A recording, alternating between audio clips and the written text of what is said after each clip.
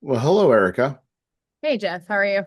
I'm doing good, but you must be doing great. You got a project, Ragnarok, um, Ragnaborg, I should say, coming up, and it looks like you got a strong following already. Yeah, we hit 1,000 this weekend when we were at Chattanooga Comic Con, and I checked it today. We're at 1,015. That, that's pretty amazing.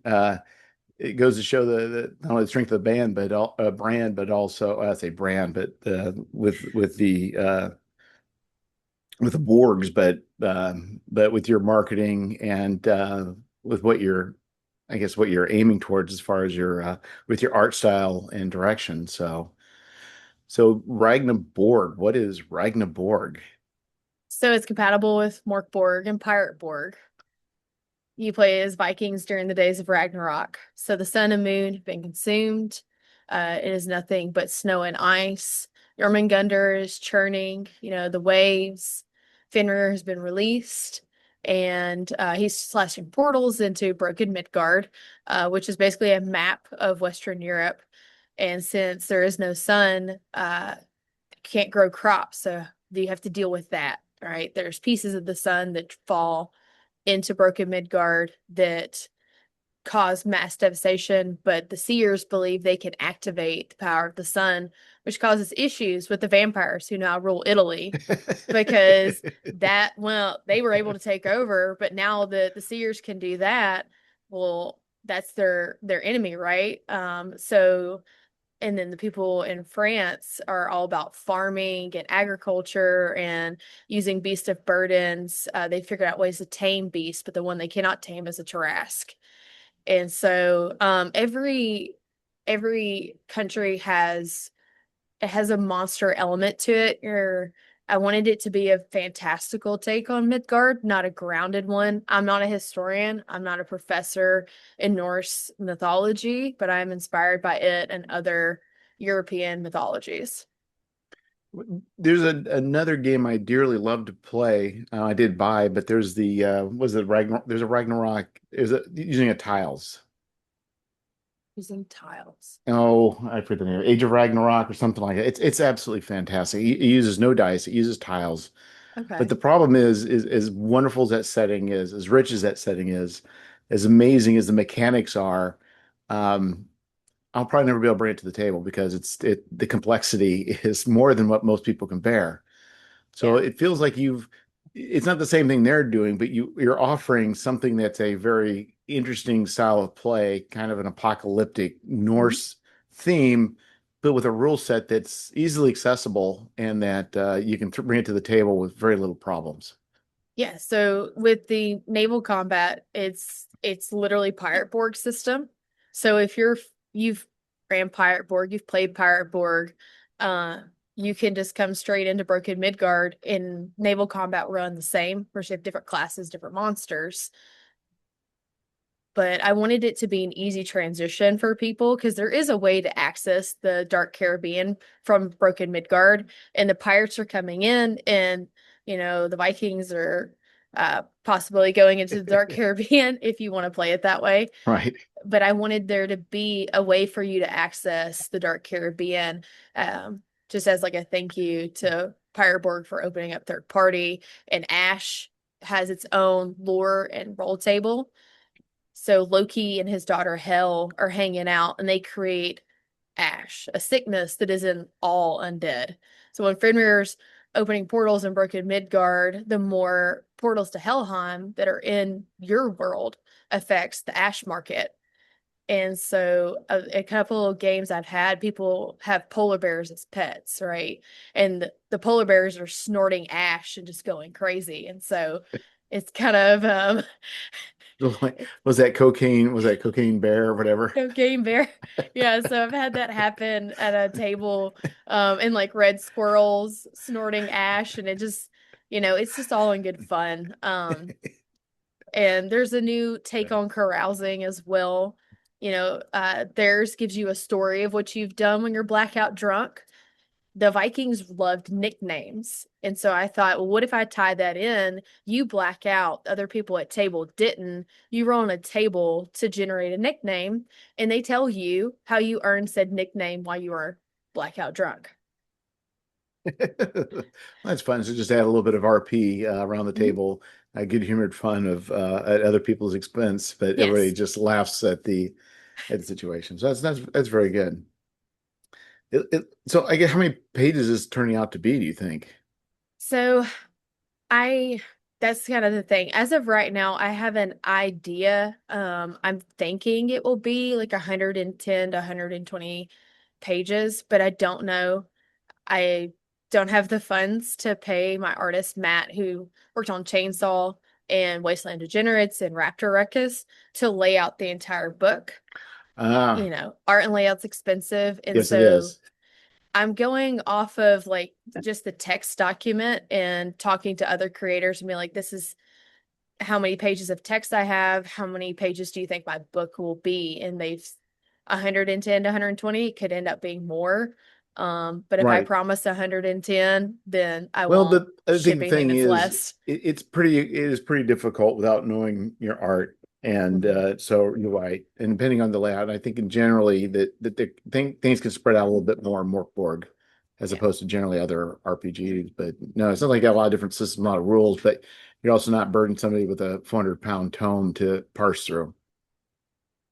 No, for sure. And that was something that, me and Matt talked about because he has experience doing this more, he's done a couple at this point. So that's what he said he feels like it will be.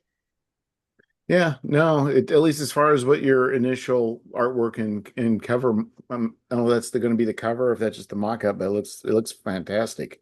Yeah, he did a great job. It's like, and I think that picture alone is probably got a lot of people's attention. So that's pretty fantastic. So how long have you been working on this? So Ragnaborg Saga of the Chosen was the original zine, and it was the idea was came out of Gary Con.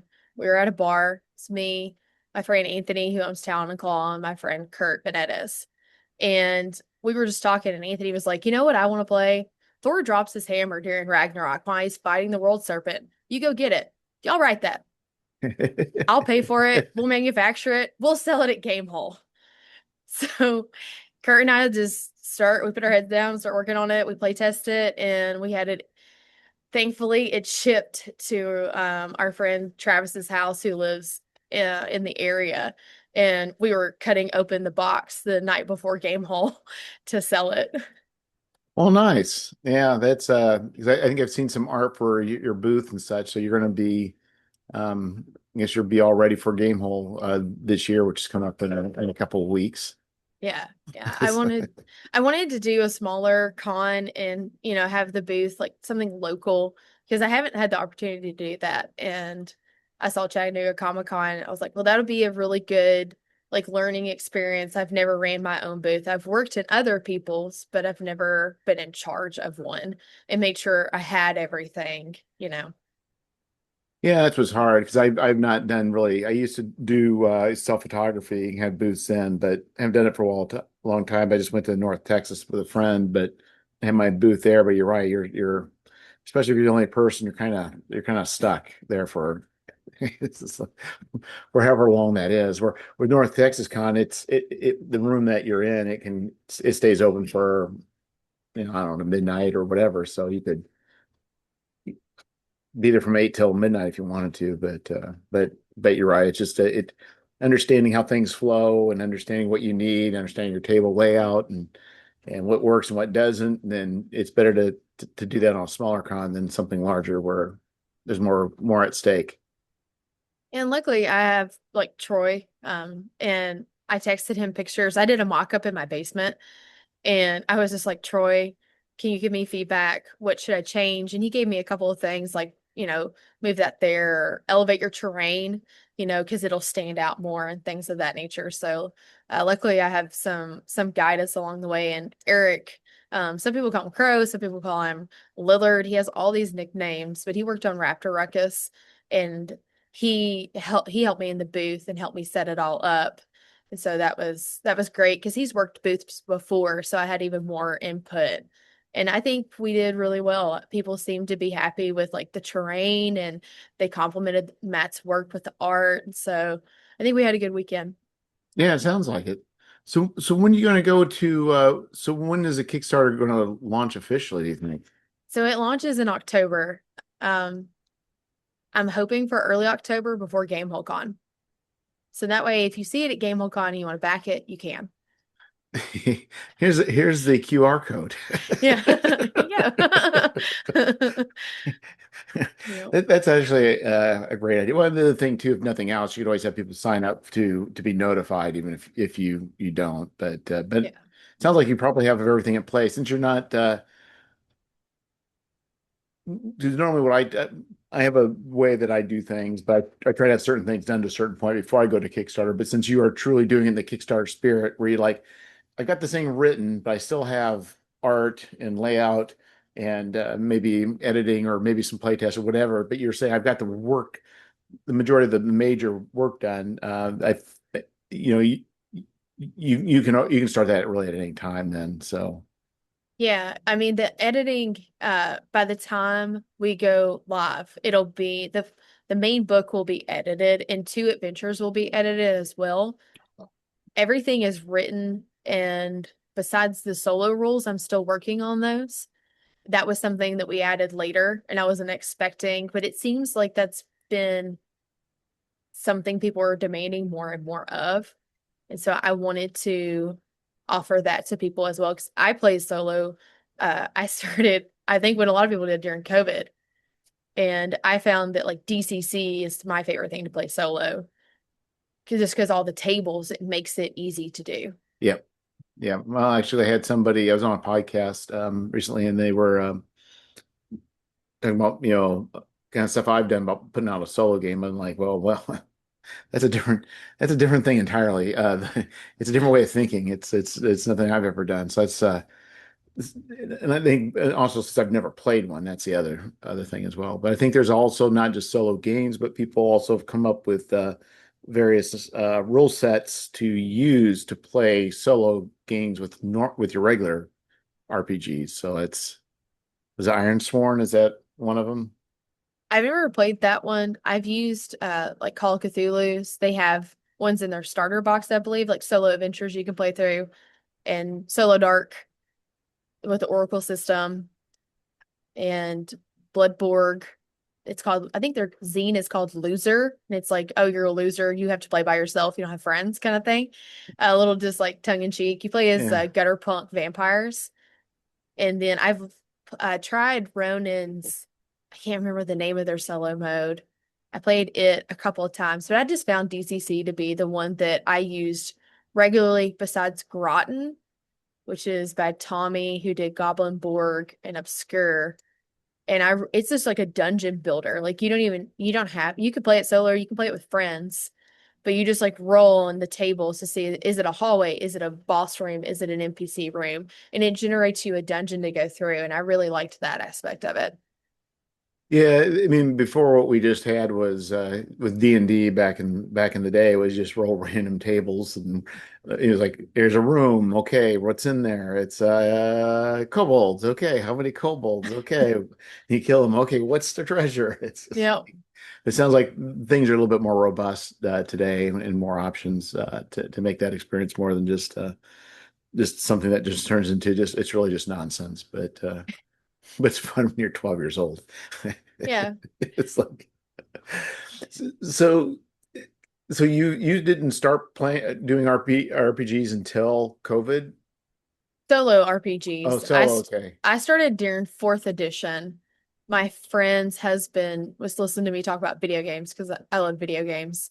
And he noticed when I was talking about the ones I enjoy, they're mostly like role playing. And he was like, why don't you just play the first one, the original role playing game? I was like, Final Fantasy? I didn't really know what he was talking about. And he goes, no, Dungeons and Dragons. And so we drove an hour to our local game store because that's the closest one to where I live. And I remember walking in and Carl was the owner at that point. He's passed. He had had the game store since like the 80s and it smelled like it had been around since the 80s and it was very, dusty and kind of Yeah, darkly yeah, lit and yeah. he had just stacks and stacks of just books and monsters and shelves behind plexiglass that he had painted, since the 80s. And I was just like, I looked at my husband, I was like, this is amazing. This is my new obsession. And he tried it and he was like, it's not my thing. So I kind of just played without him for the longest time. But this year, after 11-ish years, I have broken his will to play with us. And I've drug him to so many cons. Uh, and he started playing with us in my Friday group, and we've been together for almost 10 years now. Well, neat. That's neat. So, so notice, so there's no other, so this is so for Broken Brain Games, this is the first created. Yeah, it is our first Kickstarter. With Saga of the Chosen, Anthony funded that zine. And while we were writing it, I kept telling Kurt that I felt like we could do so much more with it.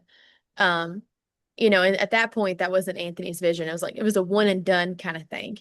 And after we were done and people seemed to like it, like, is there going to be more?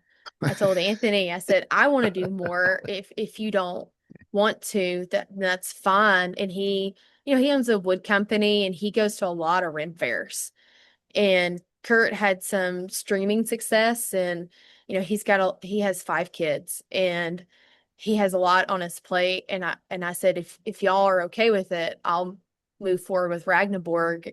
And so we all talked, and that was kind of the plan we came up with. And so I started reworking the stuff in the original zine I felt like needed to be fixed. And I cut out what I felt like I didn't need and built from there. And that process started after Gen Con last year.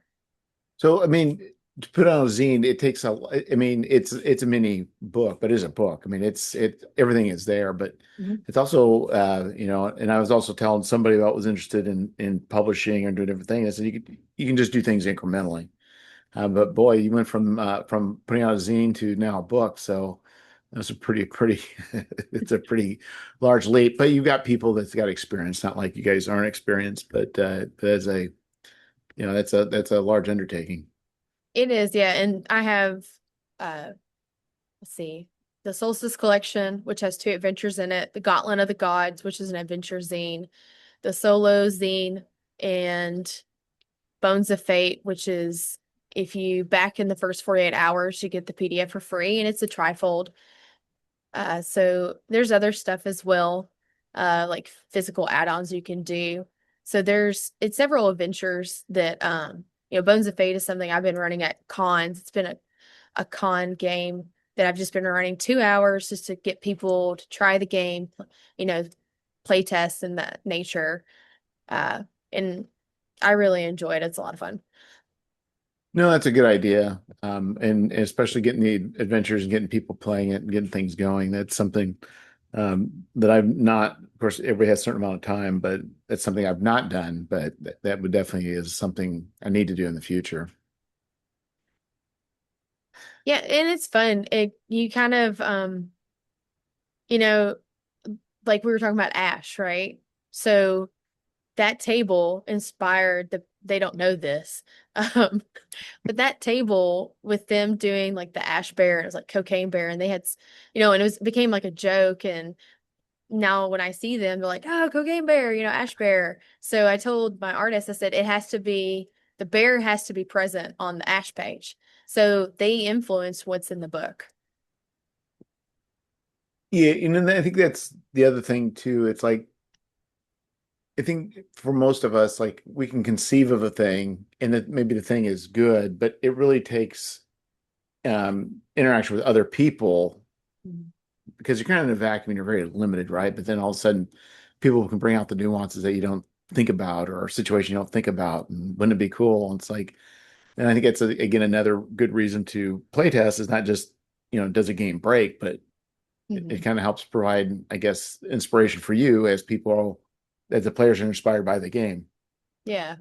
And it's for me, when see that page, I'll think about those people and that game at Origins, that, and I can just, it kind of just like calls back to that time and place. Yeah, yeah, it makes sense, and it's kind of funny how well, not funny, but it's interesting how that just has become a like a personal artifact within the book. Uh, Yeah. I've started to notice that in certain books. I know, like if you look at Dungeon Crawl Classic in the monster manual, there's the troll lords. And they look very similar to certain troll lords in the gaming yes, industry.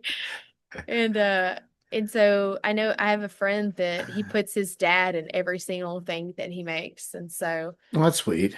and I know I was like, you know what, that's really cool. And so I told Matt, I said, you know, I want to do the same thing. Like if this is the only thing I really ever make, I would like it to be filled with like winks and nods to people. Yeah, and it takes a little bit of thinking and a thought, but yeah, I'm usually just pretty much just nose the grindstone, project to project to project. But it's kind of neat to be able to take the time and be able to spend a little more time nuancing things in a way that not only just Easter eggs for other people, but even for yourself to throw those personal connections in. Yeah, I think it's nice. I mean, because like those, if those players, I don't know if I'll ever see them again. I don't know if they're going to buy the book, but if they do buy the book and they open it, they're like, oh, that, you know, I was there.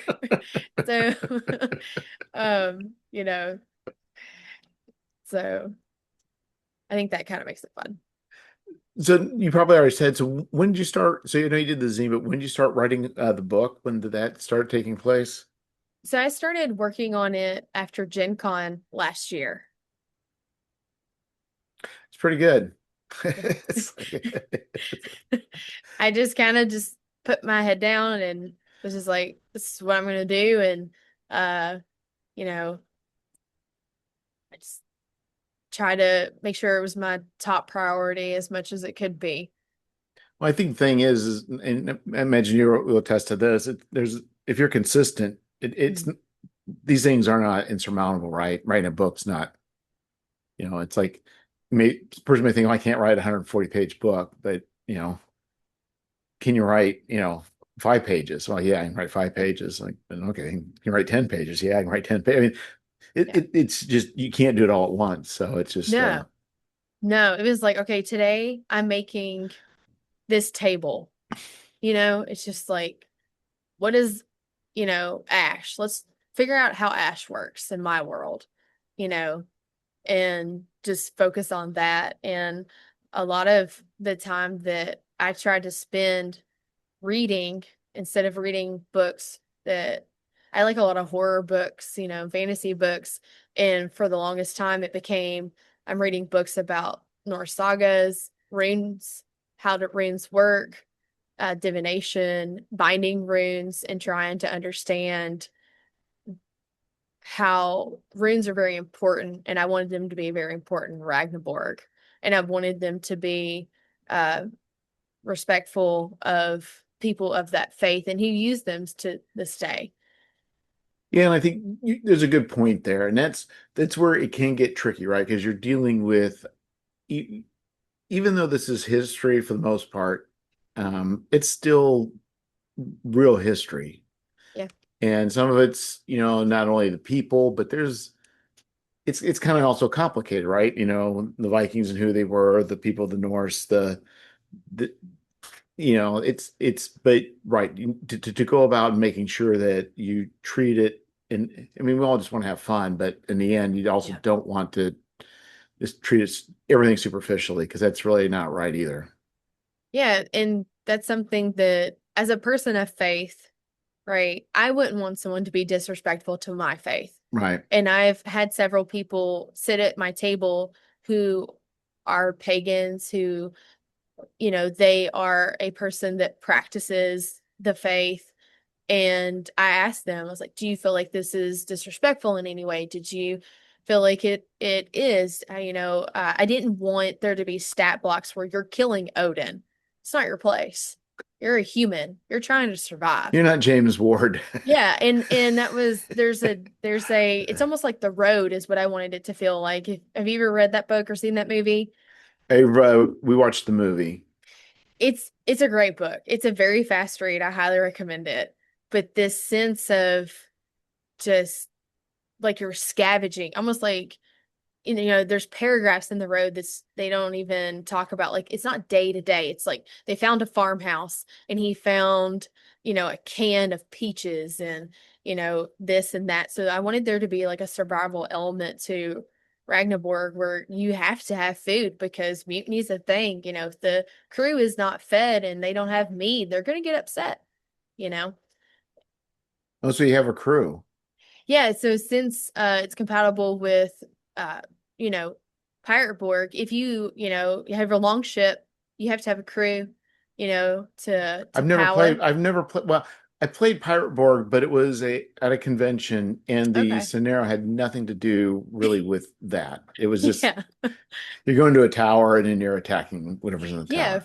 for sure. And that was something that, you know, with Ragnarok, most of my adventures take place more on land, but I viewed it as people could use the naval rules to get there, you know, to venture to there. And you have to have a crew in order to, if the waves aren't, you know, generating and you don't have the push from the wind, well, you've got to row, right? And so instead of sea shanties, there's raiding shouts. And, you know, and just taking some of the stuff that like Luke making made as inspiration and putting it into the inspired by the Norse culture mythology.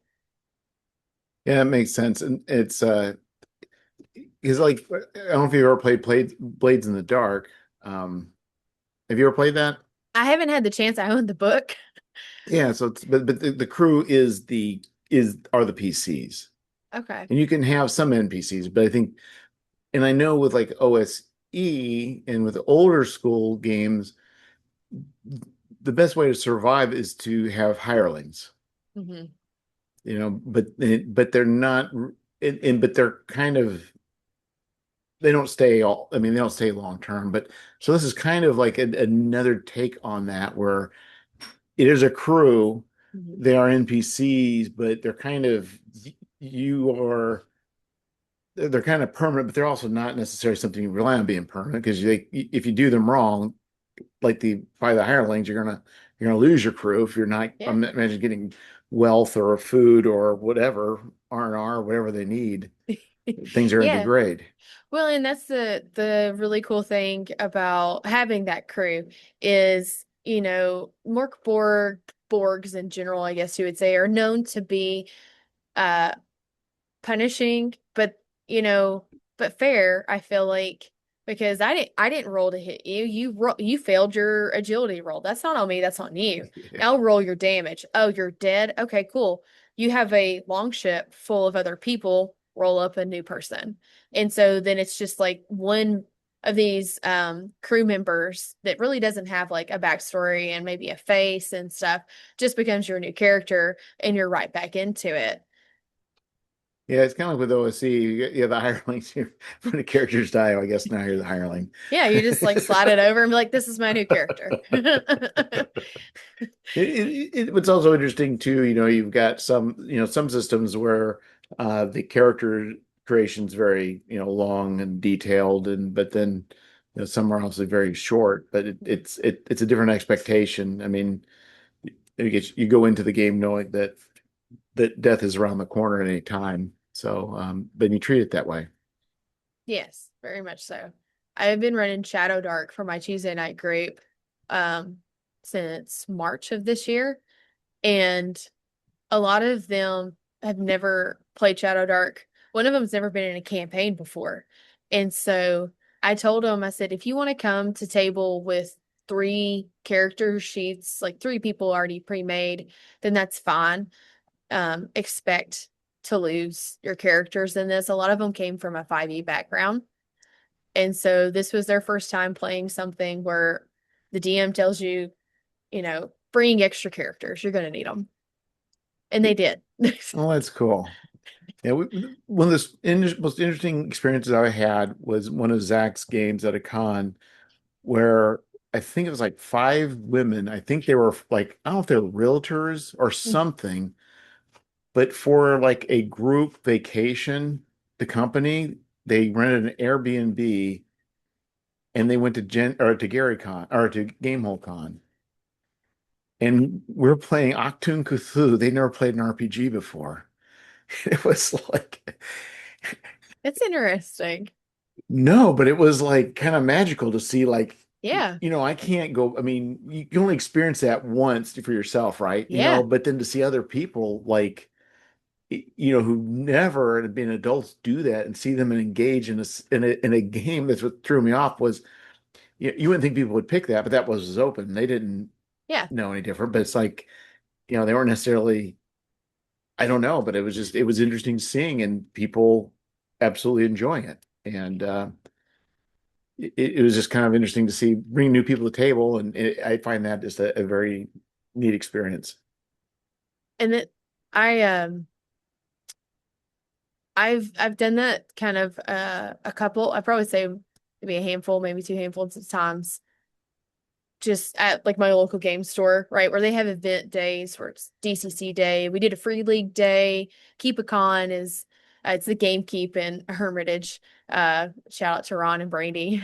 It's family owned, and so we try to bring new people in, right, and teach them, and have them experience more than just D&D. There's more out there if you're looking for something a little bit like DCC that is more rules light, a little beginner friendly, I think, to get into.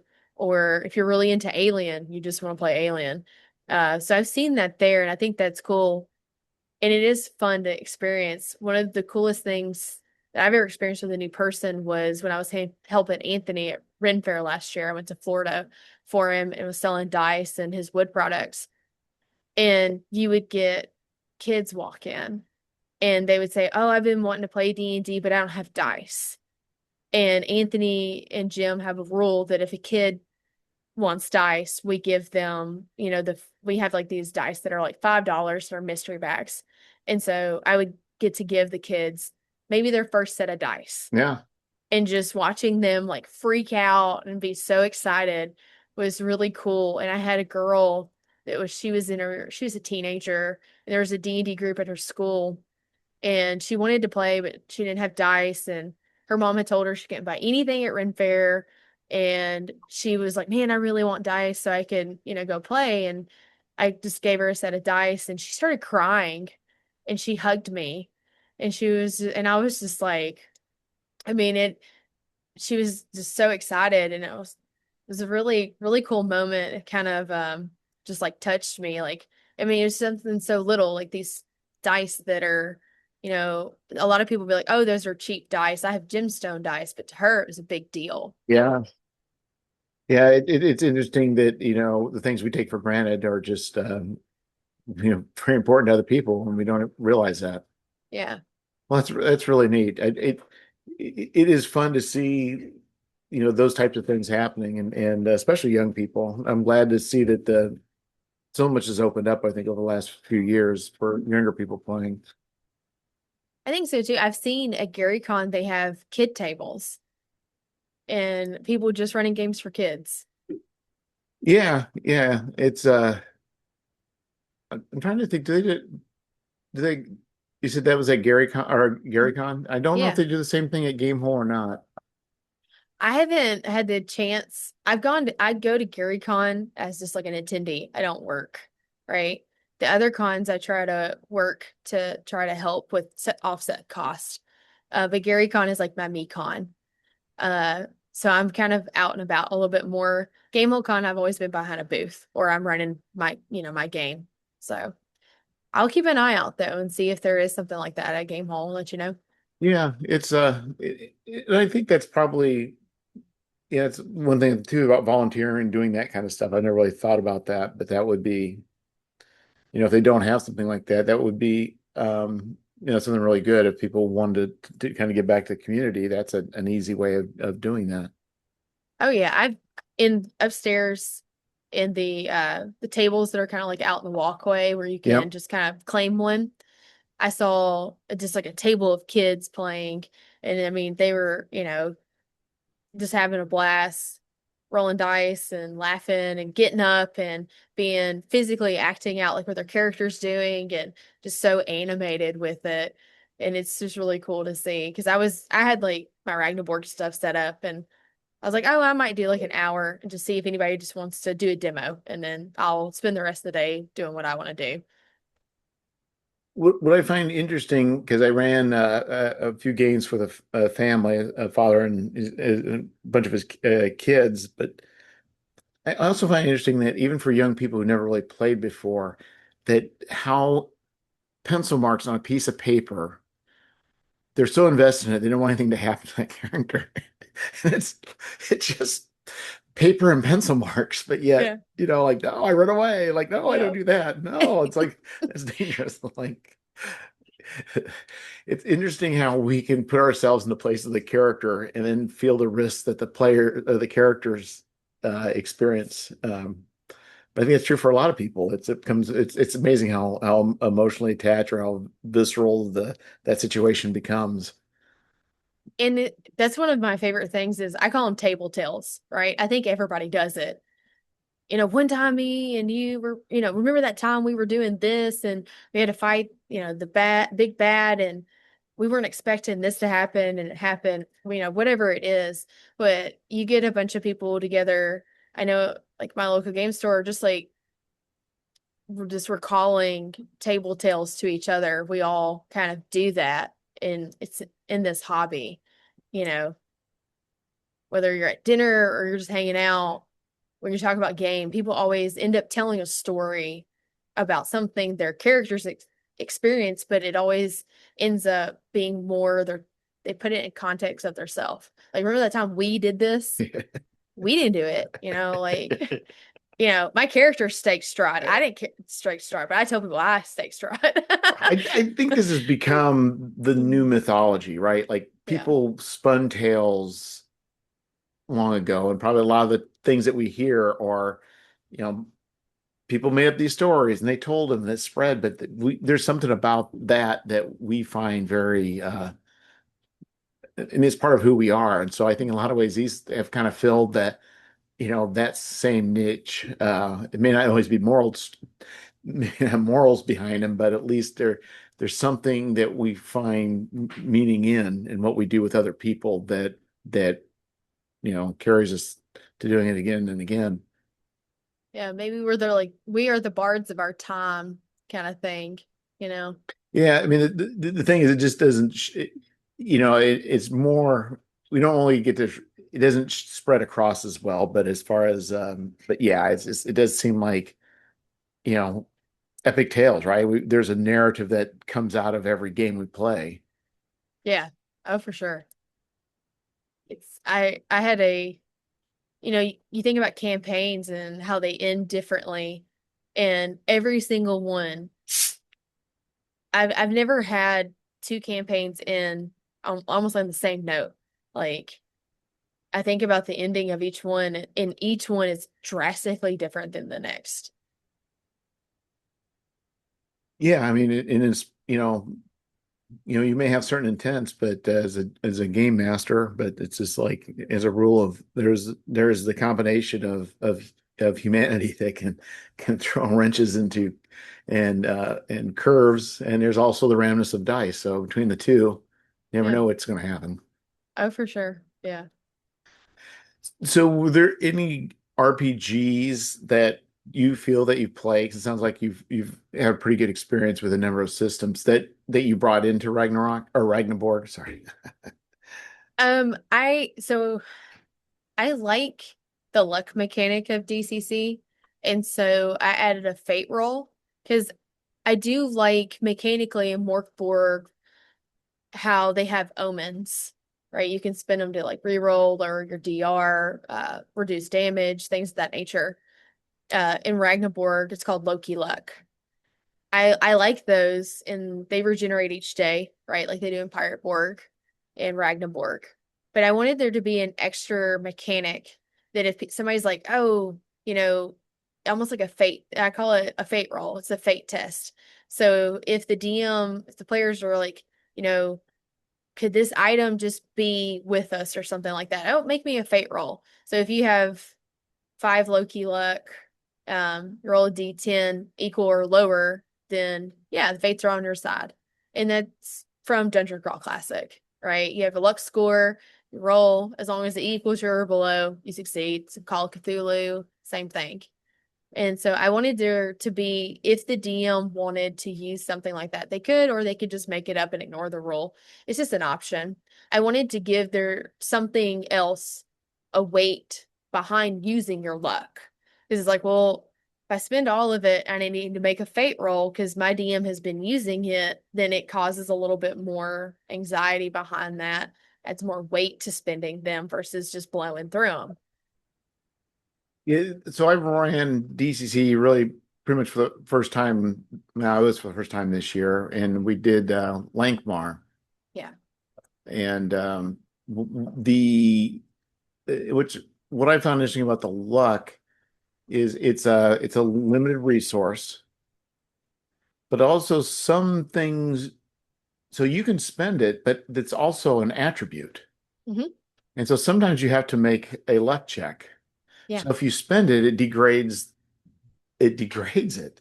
Yeah. And so, and also with the Lankmore invention, I know sometimes it would say this happens to the person with the lowest luck of the Luck. group.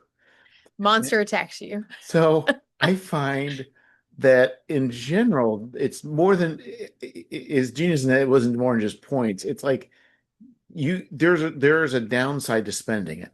Yes. There's And I also I liked that a lot yeah, too.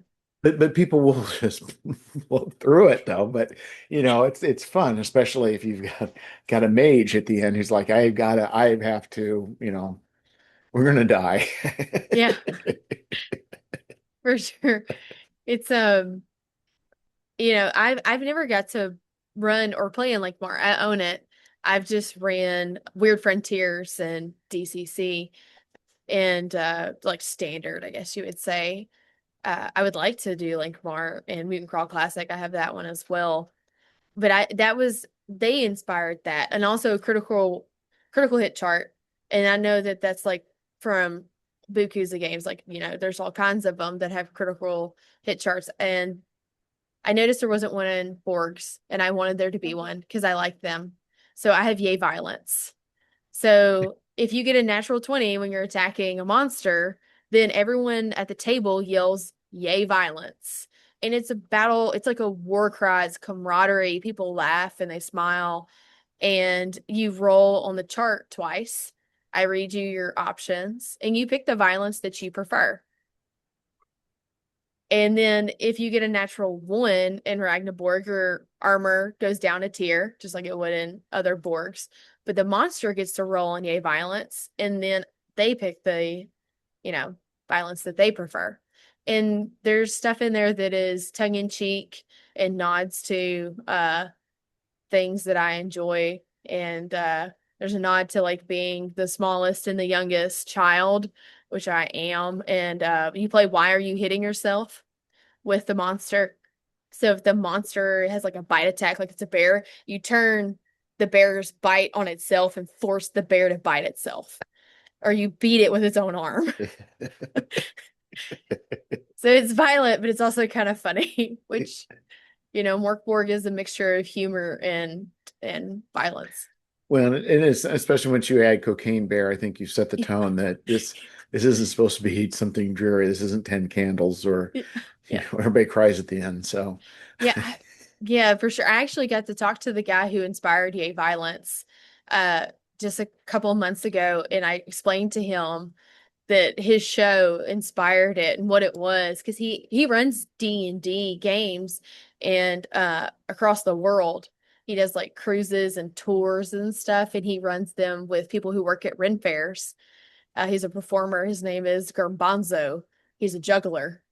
And one of his shows at the Tennessee Ren Fair, we go every year, me and my husband, and he kept messing up. And every time he would almost hurt himself, everyone would scream. And he said, "Y'all just love violence, don't you, in Tennessee?" And I just went, "Yay, violence." That's the name of the crypt chart. And so I stopped him at Gen Con and I was like, "Thank you for inspiring this." So, yay, violence. yay, And maybe that'll violence. be on a t-shirt. I don't know. Maybe one day. I have stickers and patches and stuff like that. So Yeah. Yeah. So for the Kickstarter, you've got the book. Do you and you got some adventure. The adventure is going to be in the book, or they're going to be separate physically from the book? Oh, So you the, said PDF, so they're going to be physical, separate, right?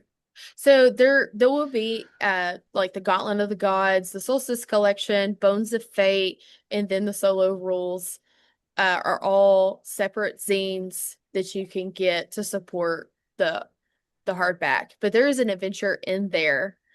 It's it's a it's called Ophius. It's Ophius is the Abbey of Ophius, sorry. And it's an abbey that the sunlight still shines upon when there is no sun.